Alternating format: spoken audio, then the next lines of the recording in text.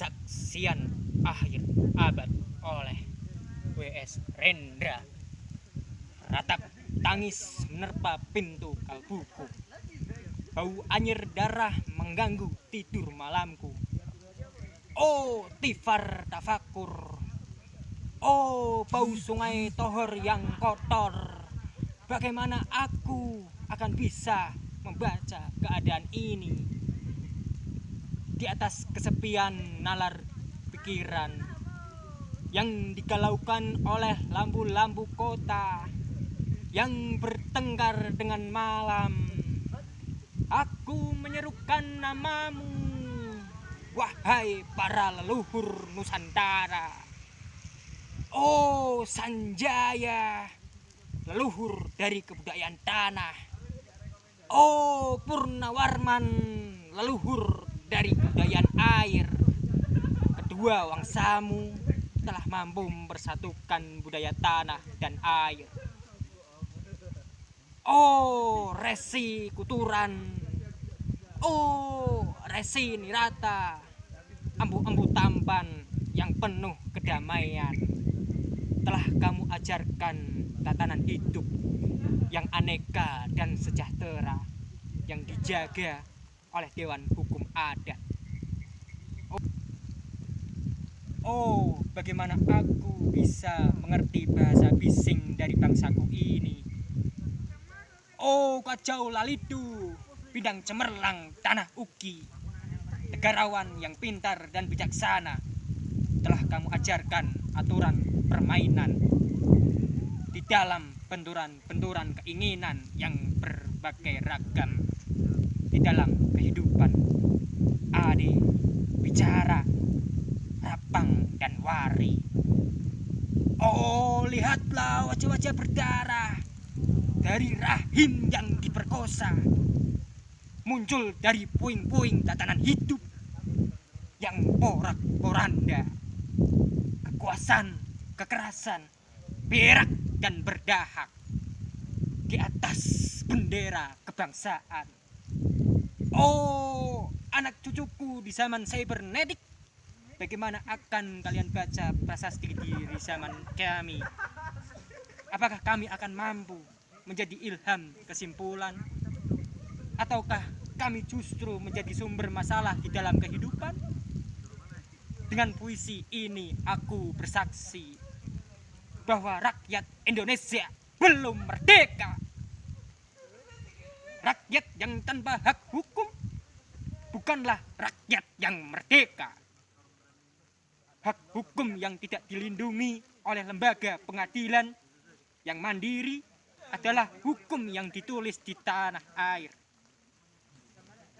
Bagaimana rakyat bisa merdeka bila birokrasi negara menjadi aparat pemerintah dan tidak menjadi aparat rakyat yang otonom mandiri, sebagaimana layaknya di negara yang berdaulat rakyat? Bagaimana rakyat bisa merdeka bila hak pilih mereka dipasung, tidak boleh memilih secara langsung camat mereka, bupati, wali kota, gubernur, dan jaksa tertinggi mereka, dan partai-partai politik menganggap rakyat hanya abdi partai yang dinamakan masa politik partai. Bagaimana rakyat bisa merdeka bila pemerintah melecehkan perdagangan antar daerah dan mengembangkan merkantilisme dendels sehingga rela menekankan kesejahteraan buruh, petani, nelayan, guru, dan serdadu berpangkat rendah? Bagaimana rakyat bisa merdeka bila provinsi-provinsi sekedar menjadi tanah jajahan pemerintahan pusat, tidak boleh mengatur ekonominya sendiri, tatanan hidupnya sendiri, dan juga keamanannya sendiri? Ayam, serigala, macan, ataupun gajah, semuanya peka pada wilayahnya. Setiap orang juga ingin berdaulat, di dalam rumah tangganya. Setiap penduduk ingin berdaulat di dalam kampungnya, dan kehidupan berbangsa tidak perlu merusak daulat kedaerahan. Hasrat berbangsa adalah naluri rakyat untuk menjalin ikatan daya cipta suku yang penuh keanekaan kehidupan dan memaklumkan wilayah pergaulan yang lebih luas untuk merdeka bersama. Tetapi lihatlah selubung kabut saat ini. Penjajahan tatanan uang, penjajahan model, penjajahan kekerasan senjata, dan penjajahan oleh partai-partai politik masih merajalela di dalam negara. Dengan puisi ini aku bersaksi bahwa sampai saat ini puisi ini aku tanda tangani.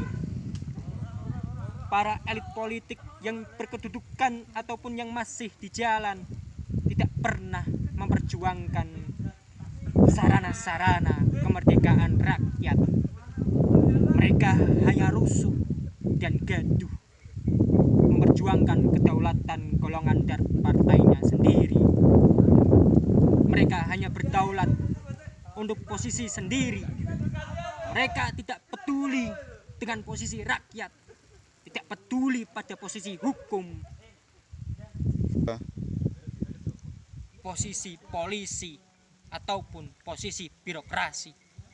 Dengan picik mereka akan mendaur ulang malapetaka bangsa dan negara yang telah terjadi. Oh Indonesia, Indonesia, negara yang kehilangan makna. Rakyat sudah dirusak atas tatanan hidupnya, berarti sudah dirusak pula kemanusiaannya. Maka sekarang negara tinggal menjadi peta, itu pun peta yang lusuh dan hampir sobek pula. Pendangkalan kehidupan bangsa telah terjadi. Tata nilai rancu, dusta, pencurian, penjarahan, dan kekerasan halal. Manusia sekedar semak belukar yang gampang dikacau dan dibakar. Paket-paket pikiran murah dijejakkan. Penalaran amarah yang salah mendorong rakyat terpecah belah. Negara tak mungkin diutuhkan tanpa rakyatnya dimanusiakan. Dan manusia tak mungkin menjadi manusia tanpa dihidupkan hati nuraninya. Hati nurani adalah hakim adil untuk diri kita sendiri. Hati nurani adalah sendi dari kesadaran akan kemerdekaan pribadi. Dengan puisi ini aku bersaksi bahwa hati nurani itu meski dibakar tidak bisa menjadi abu. Hati nurani senantiasa bisa bersemi meski sudah ditebang putus di batang. Begitulah fitrah manusia, ciptaan Tuhan yang Maha Esa.